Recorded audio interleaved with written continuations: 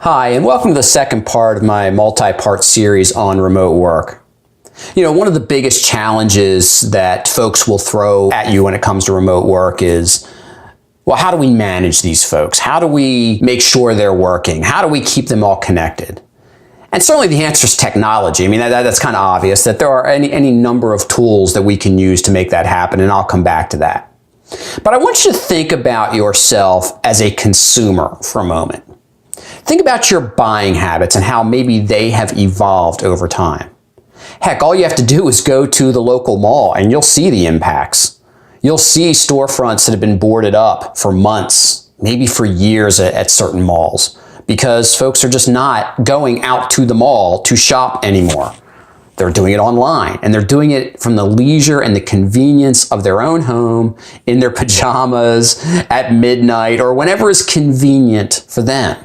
Remote work is not significantly different. Think about having someone at your disposal who works at their best when they're at their best.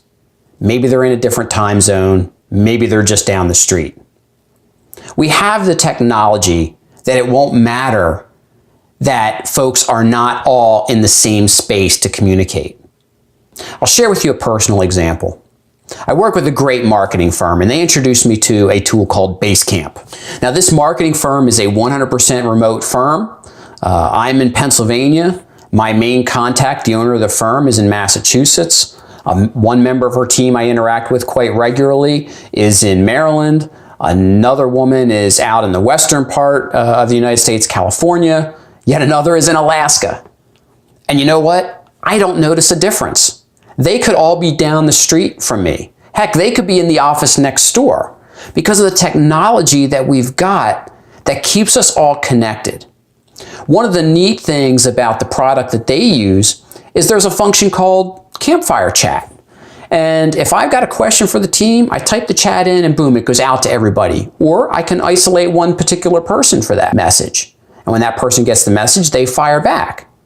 It's a lot more convenient than email. And it's not as intrusive as texting where your phone starts pinging. But probably the best thing about this Campfire Chat function is that we have a record of what we chatted about, something that we can come back to and say, oh yeah, we made that decision 2 months ago, and here's why we made that decision to handle the situation this way. And so I don't believe that our lack of technology in an organization should be the factor in why we don't have remote work. The technology's there, and it's usually quite cost effective. Now let's take it one step further. Let's think about my most savvy customers.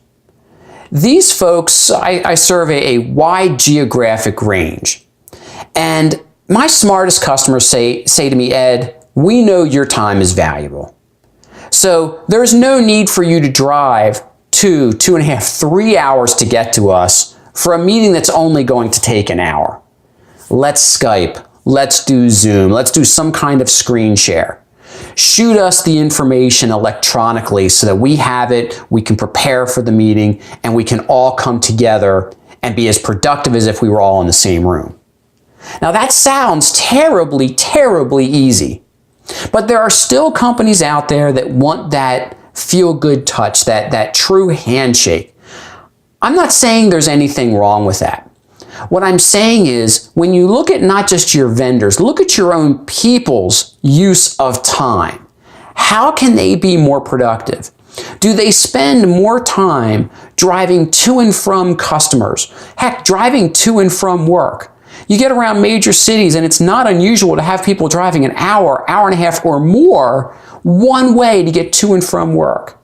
How tired and exhausted are these people by the time they even get to your front door? Have you lost some productivity through nothing more than commute time?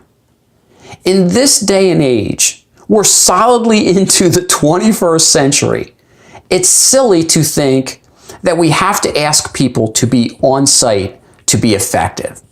Sure, there are absolutely occasions where it's critical that we want that on site high-touch environment to really impact our customers.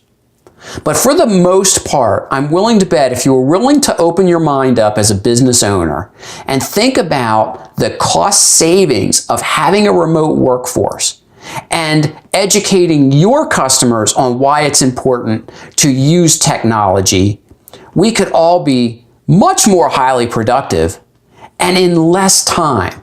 I guarantee you we would see today's 45, 50, 60-hour work week shrink back down into something more manageable for our folks, and they'll be more productive for us because of that. So if you're interested in talking more about how to change your culture into one that would be accepting of remote work, give me a call and stay tuned for my next video in this series.